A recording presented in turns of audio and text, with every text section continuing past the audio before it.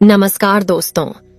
1686 में British east India company ने मुगलों के खिलाफ युद्ध की घोषणा की। उस समय औरंगजेब गद्दी पर था। इस युद्ध को एक बड़ी भूल कहा जाता है, क्योंकि ईस्ट इंडिया कंपनी की सेना मुगल सेना की तुलना में काफी छोटी और कमजोर थी। इसलिए इसमें कोई आश्चर्य की बात नहीं थी कि मुगलों ने ईस्ट इंडिया कंपनी को बहुत आसानी से हरा दिया। भारत में ईआईसी कारखानों को जब्त कर लिया गया, कई ईआईसी अधिकारियों को गिरफ्तार कर लिया गया और कंपनी के निवर्तमान गवर्नर को औरंगजेब के सामने झुकना पड़ा। इसके बावजूद लगभग 300 साल बाद इस विदेशी कंपनी ईस्ट इंडिया कंपनी ने पूरे भारतीय उपमहाद्वीप पर नियंत्रण स्थापित कर लिया। यहाँ तक कि सबसे बड़ी कंपनी जिसके बारे में आप अभी सोच सकते हैं, Apple, Google, Facebook, east India company, इनमें से किसी भी कंपनी से कहीं अधिक बड़ी और शक्तिशाली थी। ये कैसे संभव हुआ?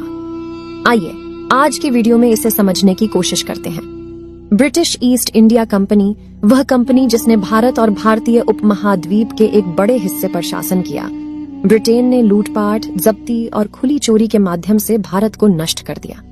ब्रिटिश महाद्वीप एक रूस बहुराष्ट्रीय निगम था, किसी अन्य की तरह जो व्यापार के लिए निर्धारित किया गया था, लेकिन उनके पास जमीन लेने का भी अधिकार है, युद्ध छेड़ने के लिए और शांति का संकल्प भी लें। दोस्तों, हमारी कहानी शुरू होती है साल 1600 में, जब ईस्ट इंडिया कंपनी की स्थापना कुछ व्यापारियों ने की थी। यह एक ज्वाइंट स्टॉक कंपनी थी, यानी इसका कारोबार शेयरधारकों के स्वामित्व में था। शुरुआत में केवल थे 125 शेयरधारक। वे पूंजी के रूप में 70,000 पाउंड जुटाने के लिए एक साथ आए। इस कंपनी को बनाने का उद्देश्य मसालों का व्यापार करना था, दक्षिण पूर्व एशिया के स्पाइस द्वीप समूह में। अगले वर्ष 1601 में ईस्ट इंडिया कंपनी ने अपनी पहली यात्रा की और इंडोनेशिया में 2 कारखाने स्थापित किए। उस समय इंडोनेशिया द्वीपों पर स्पेनिश और पुर्तगाली व्यापारी पहले से ही व्यापार में थे। इसके अतिरिक्त डच व्यापारियों ने हाल ही में इस क्षेत्र में व्यापार करना शुरू कर दिया था। डच कंपनी अंग्रेजी कंपनी की तुलना में अधिक लाभदायक थी। वे उनके पास अधिक पैसा और बेहतर सेना थी। समय के साथ वे क्षेत्र में प्रमुख शक्ति बन गए। ब्रिटिश ईस्ट इंडिया कंपनी ने महसूस किया कि उन्हें अपने कार्यों को स्थानांतरित करने की आवश्यकता है, क्योंकि डचों के साथ प्रतिस्पर्धा करने की कोई गुंजाइश नहीं थी। संघर्ष से बचने के लिए उन्होंने शुरुआत की अन्य क्षेत्रों पर नजर, अंततः भारत पर विचार कर रहे हैं। भारत में अनेक मसाले और वस्त्र थे, इसलिए 1608 में ईआईसी व्यापारी भारत पहुंचे और वर्तमान सूरत, गुजरात में उतरे। देश पर मुगलों का शासन था। मुगल सेना में 40 लाख सशस्त्र सैनिक शामिल थे, अत्यंत शक्तिशाली। कंपनी के अधिकारी जानते थे कि उनसे लड़ना व्यर्थ होगा, इसलिए उन्होंने मैत्रीपूर्ण संबंध स्थापित करने का प्रयास करने का निर्णय लिया ताकि उन्हें व्यापार करने की अनुमति मिल सके।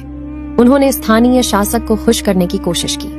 जहाज के कप्तान कैप्टन विलियम हॉकिंस ने आगरा तक एक लंबा सफर तय किया, मुगल राजधानी।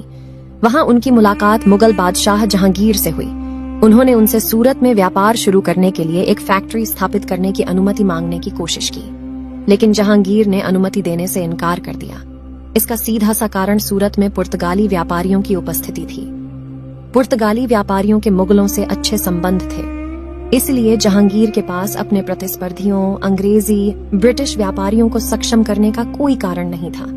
चूंकि ईआईसी को मुगल क्षेत्र में व्यापार करने की अनुमति नहीं मिल सकी, इसलिए ईआईसी व्यापारियों ने भारत के अन्य क्षेत्रों में जाने का निर्णय लिया। एक क्षेत्र जो मुगलों द्वारा नियंत्रित नहीं था, वह किसी अन्य शासक के अधीन था। 1611 में वे सफल हुए जब उन्होंने आंध्र प्रदेश के मछलीपट्टनम में अपनी पहली फैक्ट्री स्थापित की। उन्हें स्थानीय शासक द्वारा अनुमति दी गई थी। अगले वर्षों में ईस्ट इंडिया कंपनी ने और अधिक कारखाने स्थापित किए और भारतीय उपमहाद्वीप में पैर जमाने के लिए कड़ी मेहनत की। ऐसा करते समय वे लगातार अन्य यूरोपीय व्यापारियों के साथ संघर्ष के रास्ते में थे। 1612 में सूरत लौट आए और पुर्तगाली व्यापारियों के विरुद्ध युद्ध की घोषणा कर दी। इसे स्वाली का युद्ध नाम दिया गया। पुर्तगाली युद्ध हार गए। इसके बाद पुर्तगाली प्रभाव कम होने लगा और वे ज्यादातर गोवा के आसपास के क्षेत्रों तक ही सीमित रह गए। ईस्ट इंडिया कंपनी भारतीय उपमहाद्वीप की सबसे बड़ी कंपनी बन गई। इस जीत के बाद 1615 में ईस्ट इंडिया कंपनी ने अंग्रेज राजा जेम्स प्रथम से मुगल बादशाह के पास एक शाही प्रतिनिधि भेजने का अनुरोध किया। उसकी सहायता से मुगल बादशाह राजी हो सकता है। अतः इंग्लिश क्राउन की ओर से सर थॉमस रो को भेजा गया, एक राजनयिक। उसने वह कर दिखाया जो हॉकिंस नहीं कर सका। जब वह जहांगीर से मिला तो उसने उसे अद्भुत उपहार दिए। जहांगीर उपहारों से बहुत प्रभावित हुआ, इसलिए जहांगीर ने एक शाही फरमान जारी किया, एक शाही आदेश जिसमें कहा गया कि अंग्रेजों को सूरत में कारखाने स्थापित करने की अनुमति है। इतना ही नहीं, ईस्ट इंडिया कंपनी को कुछ विशेष अधिकार भी दिए गए। उन क्षेत्रों को चिन्हित करना जहां मुगल सम्राट को वार्षिक भुगतान के बदले ईआईसी एकमात्र व्यापारी होगा। और इस तरह आखिरकार ईस्ट इंडिया कंपनी का कारखाना सूरत में स्थापित हुआ। अगले कुछ दशकों में कई अन्य कारखाने स्थापित किए गए। मद्रास, अहमदाबाद, बम्बई, आगरा, पटना में कंपनी का कारोबार फल फूल रहा था। उनका मुनाफा लगातार अच्छा हो रहा था। कपास, नील, रेशम, नमक और बाद में अफीम और चाय जैसी चीजों का व्यापार करके जिन शहरों में उनके कारखाने स्थापित हुए, वहां आर्थिक समृद्धि प्रचुर मात्रा में देखी गई। इन शहरों की ओर अधिक लोग आकर्षित हुए। ईआईसी ने धीरे धीरे इन शहरों में एकाधिकार बनाना शुरू कर दिया। वे सुदृढ़ अड्डे बनाना शुरू करते हैं। तब तक ईआईसी की अधिकांश फैक्ट्रियां, जहां भारतीय उपमहाद्वीप के पश्चिमी और दक्षिण पूर्वी तटों पर थीं, वे अब पूरे मुगल क्षेत्रों में अपने कारखाने स्थापित करना चाहते थे, विशेषकर पूर्व में बंगाल में। उस समय बंगाल का मतलब था वर्तमान पश्चिम बंगाल, बांग्लादेश, बिहार और ओडिशा। व्यावसायिक दृष्टि से यह उस समय अत्यंत सफल क्षेत्र था। कंपनी की महत्वाकांक्षाओं की कोई सीमा नहीं थी।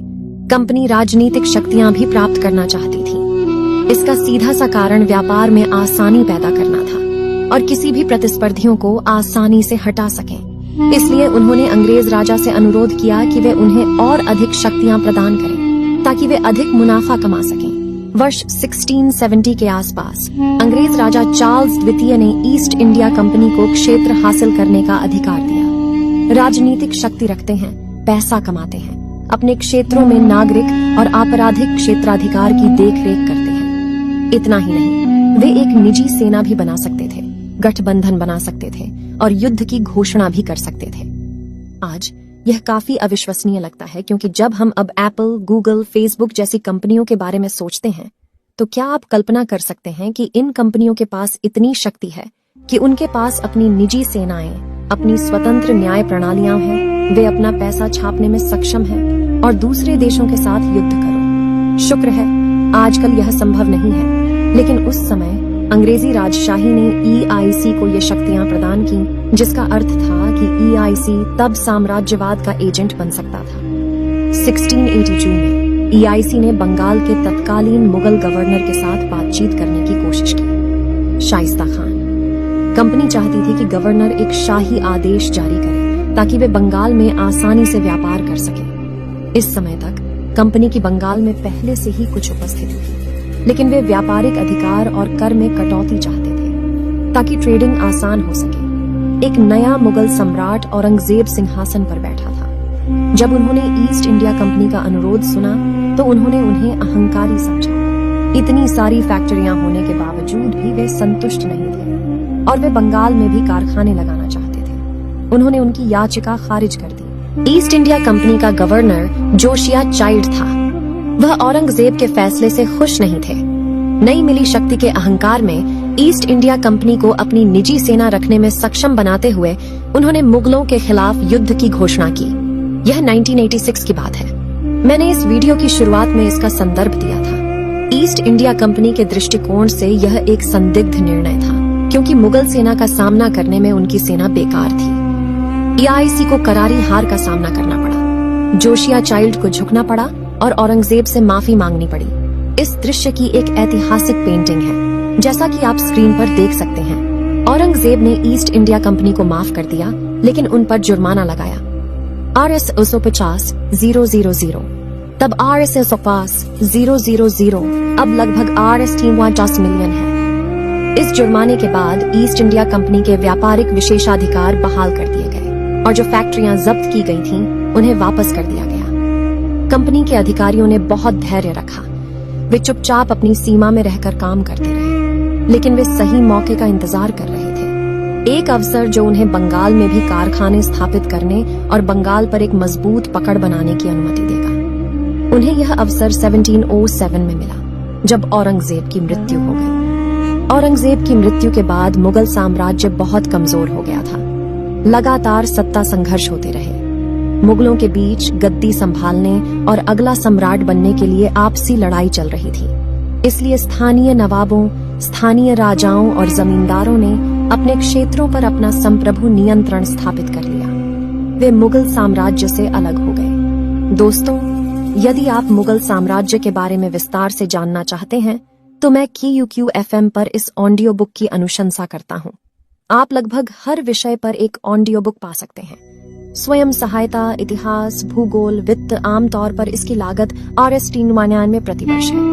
लेकिन यदि आप कूपन कोड DHRUV200 का उपयोग करते हैं तो आपको Rs200 की छूट मिलेगी। QQ FM की सालाना कीमत मात्र Rs1999 में होगी। इसका लिंक नीचे विवरण में है, आप जाकर इसकी जांच कर सकते हैं। अब चलिए विषय पर वापस आते हैं। इस दौरान मराठा, राजपूत, जाट, रोहिल्ला क्षेत्रीय शक्तियों के रूप में उभरे। इससे कुछ वर्ष पूर्व मराठा साम्राज्य की स्थापना हुई थी। औरंगजेब के शासनकाल में भी मराठा मुगलों के लिए खतरा थे। 1680 से 1758 के बीच कई मराठा मुगल युद्ध हुए, लेकिन औरंगजेब की मृत्यु के बाद मराठों ने आसानी से मुगल सेना को हरा दिया और अपना क्षेत्र उत्तर की ओर बढ़ा लिया। इस बीच मुगलों को फारसियों के रूप में एक नए खतरे का सामना करना पड़ा। 1739 में फारसी शासक नादिर शाह ने भारत पर हमला किया और लूटपाट की और खजाने लूटकर अपने साथ ले गए। मैंने कोह-ए-नूर पर वीडियो में भी इस बारे में बात की थी। कुछ साल बाद 1748 में अफगान शासक अहमद शाह दुर्रानी ने मुगल क्षेत्र पर आक्रमण किया। नादिर शाह को हराने के लिए मुगलों ने राजपूतों और सिखों के साथ मिलकर सेना बना ली। लेकिन इतने सारे युद्ध लड़ने के बाद मुगल साम्राज्य में वित्तीय समस्याएं आ गईं। क्षेत्रीय गवर्नर जो केंद्रीय मुगल सरकार को राजस्व का अपना हिस्सा दे रहे थे, उन्होंने उन्हें भुगतान करना बंद कर दिया और भारतीय उपमहाद्वीप विभिन्न क्षेत्रों में विकेंद्रीकृत हो गया। इन सब के बीच ईस्ट इंडिया कंपनी अपना ध्यान खुद पर केंद्रित कर रही थी।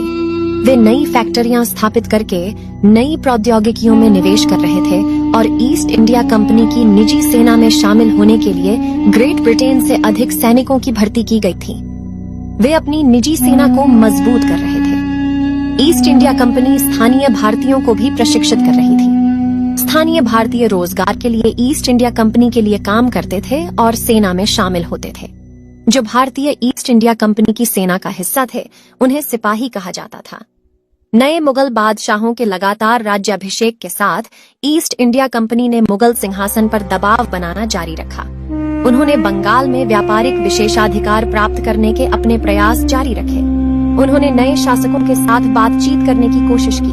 उन्होंने उनसे छेड़छाड़ करने की कोशिश की और आखिरकार 1717 में तत्कालीन मुगल बादशाह फर्रुखसियर ने ईस्ट इंडिया कंपनी को बंगाल में कर मुक्त व्यापार का अधिकार दे दिया। इतना ही नहीं, नए शाही आदेश के अनुसार ईस्ट इंडिया कंपनी एक दस्तक, एक प्रकार का व्यापार परमिट भी जारी कर सकती थी, जिसके साथ ईस्ट इंडिया कंपनी द्वारा व्यापार किए जाने वाले सामानों पर सभी सीमा शुल्क और पारगमन शुल्क माफ किए जा सकते थे।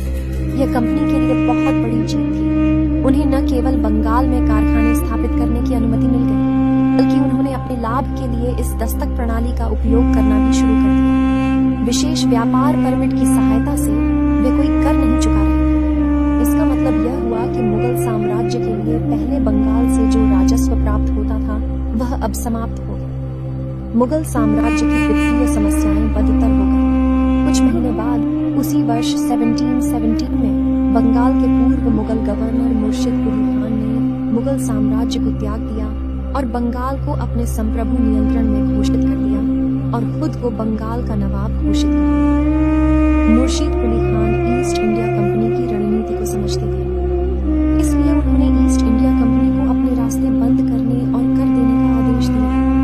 याइसी अधिकारियों ने दावा किया कि मांग अनुचित थी, कि उनके साथ अन्याय हो रहा था और बंगाली नवाब को हेय दृष्टि से देखा। तब ईस्ट इंडिया कंपनी ने अपना मुनाफा सुनिश्चित करने के लिए स्थानीय राजनीति में शामिल होने का फैसला किया। दोस्तों, इससे पहले कि हम कहानी में आगे बढ़ें, हमें यह समझना होगा कि इस युग के दौरान जब मुगल साम्राज्य धीरे धीरे